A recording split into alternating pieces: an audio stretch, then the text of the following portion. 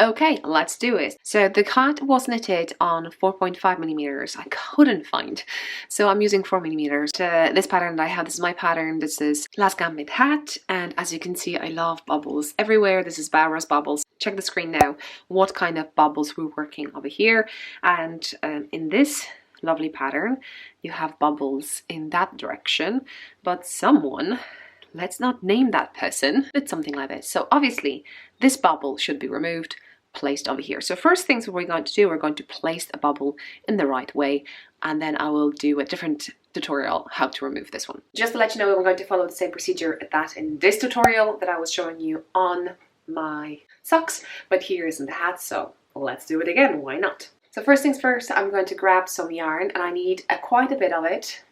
Let's see if I can measure it. 1, 2, 3, 4, 5. Let's go 6, and then cut, and we shall see that is that enough. So don't do this. Watch the full tutorial and then check it. Probably it's too long, but anyway, we need to find a spot where we should have that bubble in. So here it is where it should be.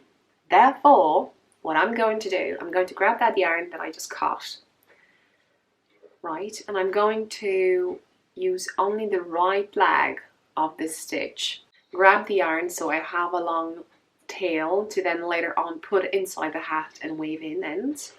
And what I'm going to do, I'm going to follow now my Barbara's bubble. So basically what we do, we're going to knit one, put it on the left needle and knit through it again, and that's kind of 1. And we're going to repeat that twice, so total 3 times. So we have 1 already.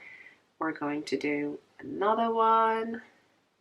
Try to see if we can get it tight, because obviously it's not the way we were knitting, so it has a tendency to create bigger bubble or smaller. So at the end, just release the left, and we have 3 over here, as you can see, and then we're going to slip those 3 back to the left needle. So I'm going to use right needle, and I'm going to poke it through those 2 stitches as if to knit, but I'm not gonna. I'm just sliding over, but I'm putting the next stitch on the right needle purlwise, and then I'm grabbing my left needle and I'm pulling those 2 over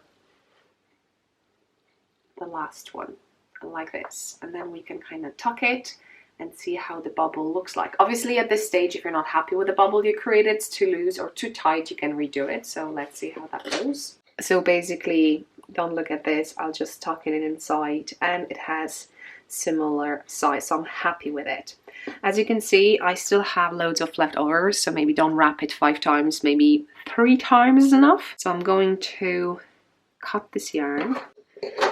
Now we need tapestry needle. I'm going to put the end, the one that I just knitted, on the needle. I'm going to pull it through the stitch. So I'm tidying it up, and then now I'm just going to, I'm looking for the stitch that I was putting my knitting needles through, the right leg. So I'm going to put that tapestry needle in the center, so between those 2 legs of that stitch. Lovely. And I'm not going to do with anything, and I'm going to grab this one, and basically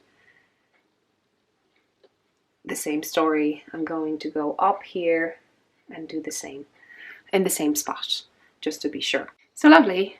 As you can see, is there, and that's the only thing now to do is to weave in ends. So basically what I'm going to do like a double stitch, and because this yarn has, I think, silk content if I remember right, I'm just guessing because it's very shiny and it feels very slippery.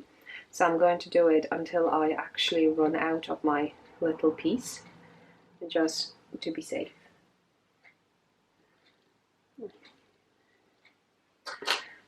Okay, take another one and go opposite direction.